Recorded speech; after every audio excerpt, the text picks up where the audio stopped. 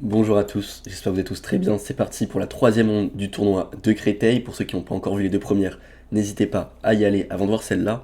Et pour cette troisième ronde, c'est donc la dernière de la journée le samedi. Comme je vous l'ai dit dans la dernière vidéo, j'ai terminé quasiment le dernier de la salle pour la deuxième ronde. Donc je vais enchaîner. C'est la troisième ronde, il est 17 h et je joue contre Thierry Duhal, un joueur classé 1866 avec les pièces blanches. Donc l'objectif, réussir à gagner pour bien terminer cette première journée. Il y a 5 rondes en tout. Donc si je suis à 3 sur 3, je serai bien pour l'instant. Juste avant que je pense l'analyse, n'hésitez pas à liker la vidéo, vous abonner à la chaîne si ce n'est pas encore fait, et mettre un petit commentaire. Et c'est parti. J'ai donc les pièces blanches et j'arrive un peu en retard. Je note le nom de mon adversaire sur ma feuille et je vois que sur sa feuille, il y a marqué, dans l'espace où on doit marquer le nom du club, de son club et du nom du club de l'adversaire. Pour son club, il a marqué Kamogawa Chess Club. Et là, je réfléchis et ce nom-là, je l'ai déjà entendu quelque part, mais j'arrive plus à savoir d'où. Parce que Kamogawa, bon, c'est pas le nom d'une ville, je me le doute, mais ça me dit quelque chose et j'arrive pas à me souvenir de quoi. Et après, en pleine partie, vers le 20e coup, je me souviens d'un coup, ça vient d'où? En fait, il fait partie du club de Joachim Mohamed, le club en présentiel qu'il a créé, et c'est le premier Elo de son club. C'est donc le meilleur joueur de son club, et je le joue pour cette troisième ronde. J'ai les blancs. Alors en numéro 1, j'ai joué cavalier F3 au premier coup, et je décide de changer ce coup-ci, et de jouer E4. Bon, je sais pas du tout ce que va répondre mon adversaire, j'en ai strictement aucune idée, mais il décide de me jouer E5, et là je vais avoir un petit moment d'attente, de réflexion, parce que je vais hésiter entre pas mal de choses, euh, et ma principale idée, au moment où il m'a joué E5, je me suis dit, je pense que je vais le jouer le Gambirois. Je pense que je vais lui jouer le Gambirois. C'est un joueur qui a 300, 400 elo de moins que moi, 400 elo. On va arriver dans des positions assez bordéliques. Mais en même temps, je me dis, le Gambirois, s'il connaît vraiment bien la théorie, il y a vraiment des variantes chiantes. En plus, c'est la troisième ronde de la journée, je suis fatigué. Je viens à peine de terminer celle d'avant. Comme je vous l'ai dit dans la première vidéo, c'est donc la partie après la Saint-Valentin, enfin le lendemain. J'ai dormi à peine 3 heures cette nuit-là. Donc je suis assez fatigué et je me dis, ok, en fait, non. Joue ton ancien répertoire, joue quelque chose que tu connais bien. Je joue cavalier F3, et s'il me joue cavalier C6, je lui joue un gambier écossais. Au moins, j'aurai pas besoin de réfléchir, je vais pouvoir vraiment jouer les coups à l'instinct. Il me joue cavalier C6, bingo, je peux envoyer D4. Ok? Il prend le pion en D4, je vais donc jouer fou C4, et là plusieurs variantes s'offrent à lui, mais il décide de me jouer la variante principale, cavalier F6. Je vais continuer dans ce que je connais, je décide de jouer E5, de pousser le pion au centre. Là, il a plusieurs coups. Il peut soit jouer D5 pour attaquer mon fou pendant que j'attaque son cavalier, il peut jouer cavalier E4 ou cavalier G4, c'est vraiment les trois coups jouables. Il décide de me jouer D5, c'est toujours la ligne principale. Ici, j'ai pas tellement le choix parce que si je prends son cavalier, il aura ensuite un très très fort centre, donc je ne peux pas me permettre de rentrer là-dedans.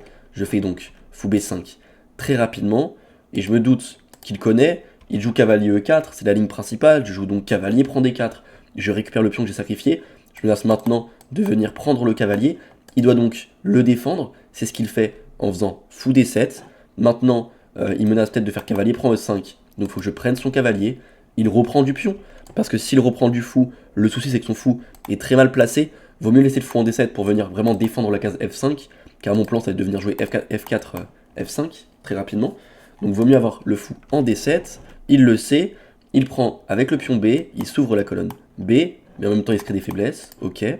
Je joue petit roc, c'est toujours la théorie, je joue ça très très rapidement, il joue fou C5, ligne principale, je joue F3 pour chasser son cavalier, car ici mon plan c'est de jouer avec F4.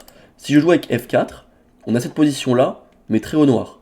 Alors que là si je joue F3, mon cavalier recule, son cavalier pardon, recule en G5, je joue F4, et maintenant s'il revient en E4, on a la même position que je viens de vous montrer, sauf que là c'est très haut blanc. Donc c'est mieux de le faire comme ça, c'est ce que je fais. Il peut aussi reculer en E6, mais c'est quand même moins bon de reculer en E6 ici, car bon, je vais jouer avec C3, menacer F5 et ramener une attaque très rapide sur son roi. Donc il joue cavalier E4, il a raison, je joue fou E3, toujours dans la théorie, et là, il se commence quand même pas mal à réfléchir, mais il finit par jouer petit roc, c'est un des coups principaux, il y en a quand même pas mal sur cette position, mais c'est un des coups les plus joués. Je continue donc avec cavalier BD2, je viens donc déloger son cavalier en E4 qui est très bien placé, il continue avec cavalier prend, dame prend, et il joue F6. Ok. Premier moment où je vais un tout petit peu réfléchir, mais très très peu. Ici, il y avait plusieurs coups qui étaient possibles, fou B6, dame E7, F6, même tour E8. Il y a pas mal de coups qui étaient possibles. Mais il me joue F6 et je me dis mince. Je me rappelle très bien où va mener cette variante-là. Et elle va mener à une finale qui est fou de couleur opposée, avec un avantage blanc mais assez minime, assez compliqué. Si mon adversaire veut jouer pour faire nul, ça peut être plus compliqué de réussir à gagner cette partie. Et donc la variante c'est de venir jouer avec tour AE1, il va venir prendre en E5, je vais reprendre, il va faire tour prend F1, je vais reprendre, et il va faire dame E7. Ce pion ne peut plus être défendu, car si je joue fou F4, ici je vais avoir de sérieux problèmes, il va venir jouer tour F8, et je vais être cloué de partout, donc je suis obligé de jouer avec E6, fou prend, je donne le pion mais je vais le récupérer, dame C3, j'attaque celui-là, il le défend, dame G3, j'attaque celui-là, soit il le défend avec tour C8, mais je prends, soit il laisse le pion. Mais du coup ça c'est une finale couleur opposée, donc c'est très compliqué de prendre l'avantage, même si les blancs sont légèrement mieux. Donc là, je me rappelle cette position-là, et je me dis j'ai pas envie de jouer tour AE1 du coup, mais tour AE1 c'est mon ancien répertoire, maintenant je jouerai plus le gambier écossais contre des joueurs plus forts. Mais du coup je me dis qu'est-ce que je viens de pouvoir jouer pour éviter de rentrer dans cette variante-là. Et je me dis ok, on va jouer cavalier B3. Ça m'a l'air pas mal. Bon déjà premièrement, s'il prend, je vais avoir une position où j'aurai cavalier, un très bon cavalier, contre ce mauvais fou. J'aurai la case C5, et mon cavalier va dominer son mauvais fou. Donc déjà premièrement il peut pas prendre. Ok, il recule en B6, normal, et je vais jouer maintenant avec A4. L'idée c'est que je me dois de faire A5, et de le forcer à prendre mon fou. Car encore une fois, s'il prend mon fou, j'aurai cavalier contre mauvais fou. Et ça bien évidemment c'est un gros avantage pour les blancs. Donc il doit éviter cela. Donc là il a deux options, soit jouer A5, pour m'éviter que je joue A5 moi-même, c'est d'ailleurs la partie, ou deuxième option qui était aussi tout à fait jouable, c'est de venir prendre une fois en E5, je suis donc obligé de reprendre, et maintenant dame, et tour prend d'abord, pardon, et dame G5. Parce que là en fait, je peux pas prendre sa dame, parce que je suis cloué, mon roi est derrière. Et si je prends son fou, il relie sa structure de pion. Donc là je suis pas content. Donc en fait si je suis obligé de faire tour E1 et de défendre, et il peut tout simplement faire fou F5, fou E4, et activer sa paire de fous. Bon, ça c'est relativement égal, c'est une partie, ça continue. Il décide lui de me jouer avec A5, ok. Bon, je fais fou D4, je continue de placer mes pièges, j'ai envie de jouer avec tour AE1, dame C3, venir sur la case C5 avec mon cavalier, ok. Ces positions-là, j'ai joué des centaines de fois quand j'étais plus petit, donc je maîtrise plutôt bien. Il me joue ici fou F5, c'est les bons plans. Comme on l'a vu dans l'autre variante, l'idée pour le fou en D7, c'est de venir se mettre en E4 pour qu'il soit devant sa structure de pion. Donc un fou qui est mauvais, pour l'activer, on le met devant la structure de pion, donc c'est très bien ce qu'il fait, fou F5, ok. Je continue avec dame C3, et peut-être que dame C3 c'est un peu imprécis, peut-être que j'aurais dû commencer par tour AE1 d'abord, parce que ici le souci, bon il ne l'a pas joué, mais c'est peut-être qu'il pouvait prendre une fois, et quand je reprends, peut-être dame G5. Et là en fait il va rapidement menacer des choses sur mon roi. Je vais peut-être devoir jouer cavalier C5, fou prend, fou E4, je dois revenir défendre mon pion, fou de couleur opposée, je dois retrouver quelque chose là. C'est moins simple de réussir un jeu pour l'avantage là. Mais ici, ok, il me joue dame D7, il place sa dame, il veut lier ses tours, c'est un coup qui a l'air tout à fait normal, donc ok. Je continue avec tour à E1, c'est ce que je voulais faire, et je joue maintenant pion prend E5. Ok, là j'ai une question, c'est peut-être le premier coup, je vais vraiment réfléchir, je dois avoir quasiment encore tout mon temps à la pendule là. Je rappelle que la cadence c'était 1 heure plus 30 secondes par coup, lui il a déjà peut-être plus que 25 minutes, moi j'ai encore 1 heure. Et là je vais réfléchir un peu, parce que j'hésite entre prendre de la tour et prendre du pion. Je sais que d'habitude dans ce genre de variante, je l'ai déjà joué plein de fois, on prend tout le temps du pion. Mais je sais pas, je me suis dit, si il prend du pion, il joue fou E4, comment je progresse? Parce que si je prends, derrière il a une bonne structure de pion, si je fais cavalier C5, c'est fou de couleur opposée, et si je fais fou C5, il sera pas obligé de prendre, il peut changer les tours, il peut faire ce qu'il veut.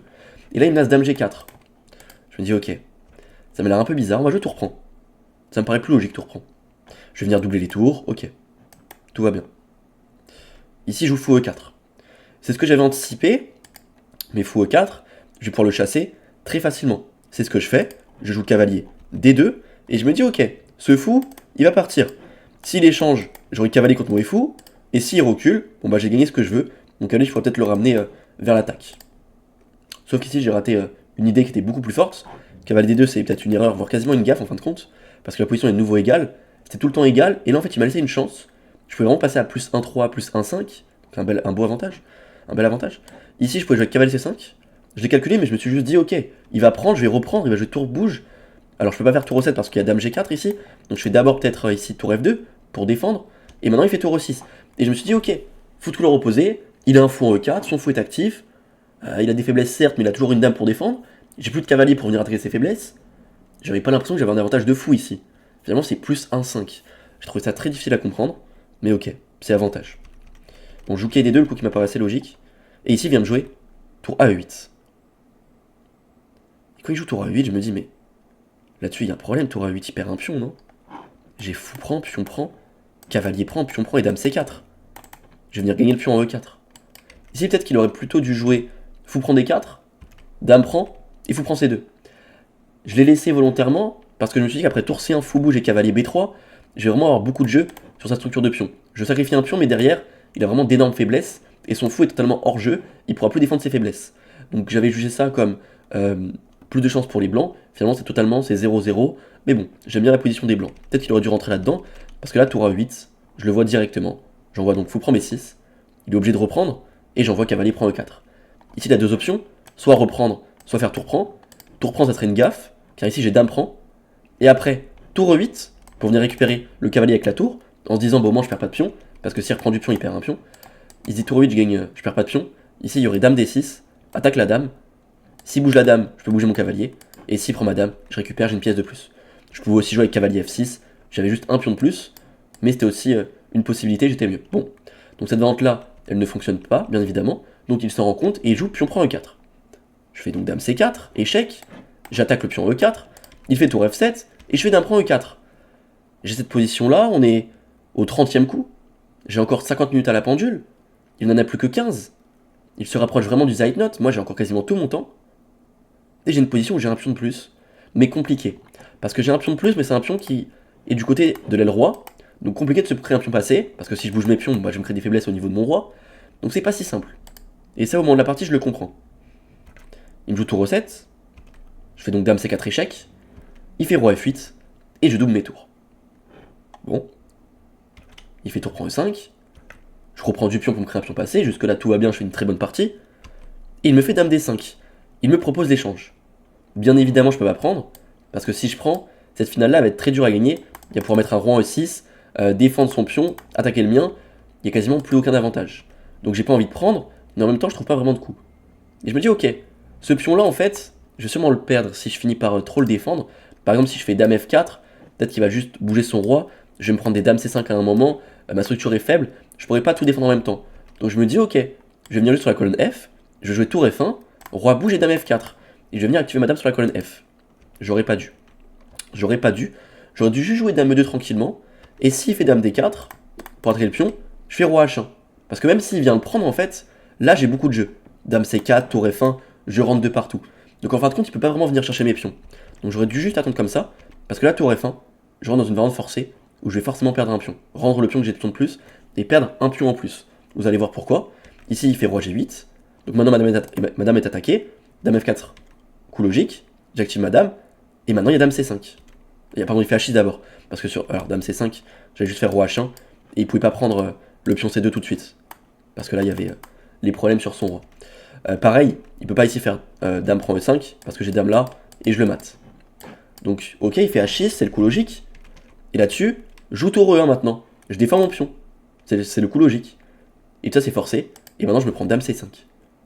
Sur dame F2, bon là c'est juste tour prend E5, et j'ai plus aucun avantage, totalement égal.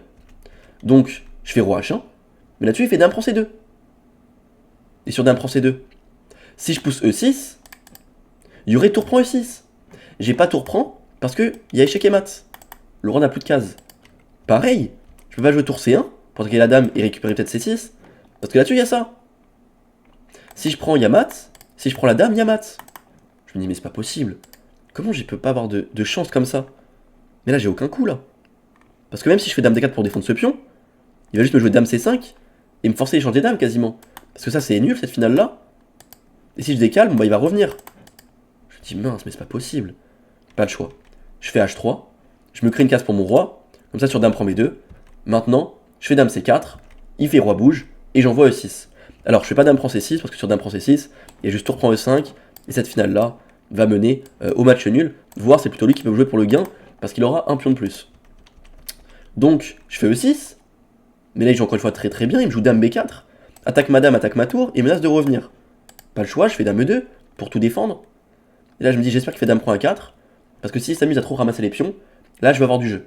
Dame H5, tour 7 forcé, Dame F5, menace Dame F8, Roi G8 forcé, tour F1, menace Dame F8. Et là, en fait, je commence vraiment à avoir beaucoup de jeux. C'est très dangereux pour lui. Donc j'espérais qu'il rentre là-dedans.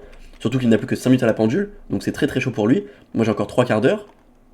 Mais ici, il me joue tour E7. Et je me dis, tour E7, pareil, ça a une tête de coup très bizarre. Parce que là, il s'affaiblit sur la 8ème rangée. Donc des histoires de tour qui s'infiltre ou la dame qui s'infiltre, ça peut très vite arriver. Donc pour moi, il n'avait pas besoin de ça. Il pouvait peut-être juste jouer Dame E7. Assez passif, mais ça tient. Mais ici, il décide de me jouer tour E7. Bon bah, je fais tour D1 et je menace de rentrer. Parce que là, en fait, clairement, son seul coup pour tenir, c'est de revenir en E8. Et sur tour E8, j'ai Dame H5. Dame E5, pardon. Dame H5, c'était pas précis. Dame H5, c'était pas possible. Parce qu'il pouvait faire tour prend E6. Et là, j'avais plus rien. J'ai pas tour D8 parce qu'il y a Roi H7. Et sur Dame là, il peut juste faire tour G6. Donc en fait, sur tour E8, j'allais faire Dame E5. Et là, je commençais à vraiment avoir du jeu. Je menace tour E2. C'est le bordel. Mais c'est la meilleure vente pour lui. En fait, c'est surtout tour E7 l'erreur. Mais s'il va se tromper, il va me jouer Dame prend A4. Et quand je vois Dame prend A4, je me dis ok, je vois très bien ce qu'il a calculé. Il a dû calculer tour D8, Roi H7, Dame D3, G6. Et il s'est dit que sur tour D7, il aura Dame A1 échec, Roi H2 et Dame E5. Récupère le pion E6. Je vous montre ça. Je me dis qu'il a calculé tour D8, Roi H7, Dame D3, G6, tour D7, Dame A1, Roi H2. Et il s'est dit qu'il va gagner le pion. Et donc je peux pas faire ça. Sauf que je me dis, mais attends, mais là il a raté quelque chose là. Je peux faire tour D8, Roi H7, Dame D3, et sur G6, maintenant je fais Dame C3. Je défends toutes les cases des échecs, et je menace mat. C'est la partie. Tour D8, Roi H7 forcé, Dame échec, G6 forcé, et maintenant, Dame C3. Je défends l'échec en A1, je défends l'échec en D1, il n'a plus d'échec, et je menace. Échec et mat. Il n'a pas le choix, il fait G5. Il se crée une case. Là, je me dis, ok, bon, je vais pas mater directement, il n'y a pas de mat. Mais il est dans un réseau. Je fais donc tour H8. Mais ici, je rate juste le mat, tout simplement. En fait j'étais tellement omnubilé par les coups forcés, par les échecs, parce qu'il avait aussi 30 secondes de la pendule, je voulais jouer vite pour pas qu'il ait le temps de le calculer. Ça, c'est vraiment une grosse erreur. Hein. Ça, je le fais, mais c'est une grosse erreur, ne le faites pas. Quand votre adversaire n'a plus de temps, vous avez encore beaucoup de temps, et que vous êtes gagnant, il faut lui prendre tout votre temps pour trouver tous les meilleurs coups, et déterminer que vouloir jouer vite pour pas qu'il trouve les coups. Et là, en fait, je rate juste Dame F6. En fait, c'est pas un coup auquel on pense facilement. C'est tout bête, mais il y a juste mat. Parce qu'en fait, la Dame A1, c'est toujours pas possible. Dame D1, toujours pas possible. Et je viens juste de faire tour H8. Il est obligé de faire tour G7 pour parer. Et là maintenant, Dame F5. Tour G6. Il y a différents mats possibles. On va dire tour D7. Roi bouge. Et Dame F8. Ou alors ça et ça. Tac. Et je le rate. Je joue donc tour H8. Bon. Il s'échappe, Roi G6. Je fais Dame D3 échec, il fait Roi F6. Je fais Dame C3. Il fait Roi prend E6, je fais Tour prend H6. Il fait Roi D7, je fais Dame D3. Il fait Roi C8, je fais Dame A6 échec. Roi B8, Dame prend B6. Roi C8, Tour prend C6. Roi D7. Et là je joue Tour C7. Encore une fois, j'avais un mat forcé. Enfin un mat très dur, ce coup-ci beaucoup plus dur que celui d'avant, mais je pouvais faire Dame B7, Roi E8, Dame C8, Roi F7 forcé, Dame échec, s'il revient il y a mat, donc Roi G8 forcé, Tour G6, Tour G7, Dame E6, Roi H8, et maintenant Tour H6, Tour H7, Dame F6, Roi G8, et Tour G6, et je le mate. Je rate ce mat en 8 coups ou 9 coups, je sais plus, et je joue Tour C7. Il joue Roi E8, et là, c'est le drame. Tour C8. Je continue avec mes échecs, mais je vois rien, je vois pas de mat. Ici, en fait, j'aurais juste dû faire Dame G6, Roi D8, et revenir avec ma tour. Et dire, ok, j'attaque son pion, son roi dans un réseau de maths. Mais là, je voulais vraiment le mater, je fais donc tour C8. Mais je me rends pas compte qu'après Roi F7, j'ai plus d'échecs. J'ai plus qu'un seul échec, je le fais, Dame F2. Mais après Dame F4, je n'ai plus d'échecs. Parce que si je fais Dame A2, il fait juste tour E6, et je n'ai plus d'échecs. Et là, une finale comme ça, tour Dame contre tour Dame et 2 pions, c'est nul. Je me dis, mais c'est pas possible. Dame F2, Dame F4. Bon, pas le choix. Dame prend F4. Pion prend. Et tour C4. Mais là, je me dis quoi? Mais je me dis, mais même si je prends ce pion, ça c'est match nul. 2 pions passés contre 1 à l'opposé, c'est nul. Et même si je prends ce pion, c'est nul. Et même si je prends ce pion, qui pousse F3, je prends, ça aussi c'est nul. 2 contre 0 avec des pions H et F. Je me dis, mais comment je vais gagner ça? Comment je vais réussir à arnaquer?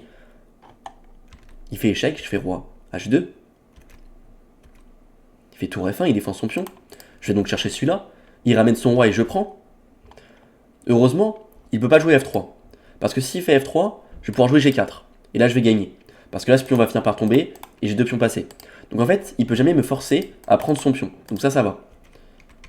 Il joue ici tour B1. Pas le choix, je fais H4, il faut que j'arrive à passer mon roi. Il joue tour B2. Je me dis déjà bizarre, pourquoi il coupe pas mon roi? Là, il avait l'occasion de le couper. Bon. Je fais tour G5 échec. Car si je fais directement roi H3, il y a juste échec. Je pense qu'il s'est dit ça. Il s'est dit, s'il fait roi H3, je vais faire ça. Et s'il fait roi là, je fais échec. Et ça, c'est nul, directement. Il a dû se dire ça. Il a dû dire, si je reviens, mon bail repart. Sauf qu'il rate un truc. C'est que je peux jouer tour G5 intermédiaire. Il bouge son roi. Et maintenant, je fais roi H3. Et là, maintenant, je peux rentrer. Et maintenant, sur tour B3, j'ai roi G4 et roi prend. Ici, il va se tromper. Heureusement. Il va jouer tour B3. Parce qu'en fait, il peut juste attendre en fin de compte. Il peut juste faire ça. Je peux jamais passer mon roi, sinon il y a prise. Du coup, je vais devoir faire des triangulations bizarres avec ma tour pour espérer créer d'autres menaces, d'autres arnaques. Et je dois retourner pendant 20 ans. Il est déjà plus de 20 heures. J'ai déjà joué peut-être 8 heures cette journée aux échecs. Alors que je suis sous 3 heures de sommeil. Donc quand je vois tour B3, je me dis enfin, c'est bon. Roi G4. Parce que là, s'il fait tour défend, j'ai échec et je ramasse le pion. S'il fait rien, je prends le pion. Et s'il fait tour échec, je ramasse le pion. Cette finale-là est bien sûr gagnante. Parce que là, je vais aller jusqu'au bout. Et après, j'ai un petit coup d'attente avec mon pion. Tac, tac, coup d'attente. Et je passe. Donc bien évidemment, il peut pas échanger les tours. Il peut pas faire tour échec. Il décide donc de faire tour là. Mais je ramasse. Et ensuite, bon, il a essayé quelques coups encore, mais c'est terminé. J'ai juste à ramener mon roi, pousser mes pions, petit à petit. Et après, tour B6. Il va abandonner. C'est juste totalement gagnant. Ok. Oh là là. C'est n'importe quoi cette partie, n'importe quoi. J'ai voulu jouer, en fait, j'ai voulu jouer trop vite parce qu'il n'y avait plus de temps, mais j'ai aussi voulu jouer trop vite parce que j'étais très fatigué, je voulais vraiment terminer. Et en fait, j'aurais dû juste prendre mon temps pour la terminer proprement. Je suis pas passé loin de lâcher un demi-point bêtement. Mais ok, au final, je gagne, c'est le principal. On termine bien cette première journée, on verra le bilan de partie. Je termine donc à 3 sur 3, il y aura 2 parties le dimanche. Elles sortiront donc demain et après-demain sur YouTube. Combien de précision pour cette partie horrible? Ouais, 85.5. On voit le graphique, c'est vraiment pas beau. Hein. C'est vraiment pas beau. Ok, donc ça c'est théorique, théorique, théorique, théorique, théorique, théorique, théorique, théorique, théorique. Donc là je fais cavalier B3 pour éviter la ligne qui est très égale. A4, fou D4. Dame C3, ouais je l'ai dit, pas très précis, Dame C3, mais ok. Il fait pas pion prend E5, donc ça va. Tour à E1, prise, tour prend, fou E4. Ouais, là je rate cavalier C5, mais je trouvais ça vraiment très difficile à comprendre. Ok, C5. Tour E8, fou prend, cavalier prend, pion prend, dame C4, dame prend E4, dame C4, tour E1, ok, tour prend, pion prend, et là, tour F1. J'aurais vraiment juste dû revenir avec dame E2, parce que de toute façon, il peut jamais venir chercher mes pions, sinon il se matait. Donc là, roi là, dame F4, H6, tour E1, dame C5, roi H1, dame prend H3, dame prend, dame C4, E6, ok, dame E2, tour E7, tour D1, et là il se trompe, dame prend. J'envoie donc tour échec, dame échec, dame C3, et là je rate dame F6, mat forcé, il s'échappe, je fais plein d'échecs, je ramasse tous les pions, mais il n'y a jamais de mat, et là je rate pareil le mat en 8 coups, et à la place de ça, il n'y a plus d'échecs, totalement égal, je viens chercher ce pion, et là heureusement qu'il me laisse, en faisant tour B3, me faire roi G4 et roi prend, parce que sinon ça allait être très très très chaud. Ok, bon, le principal c'est la victoire, j'aurai le temps de me reposer pour la nuit du samedi au dimanche pour arriver en forme pour le dimanche. Le dimanche matin, je jouerai contre un petit de mon club. Donc voilà, c'est une partie assez spéciale. 1900 feed. On se retrouvera demain à 18 h pour l'analyse de la ronde numéro 4. J'espère que la vidéo vous aura. C'est plein de pas liker. Si vous avez si c'est pas encore fait, et mettre un petit commentaire. Et à bientôt.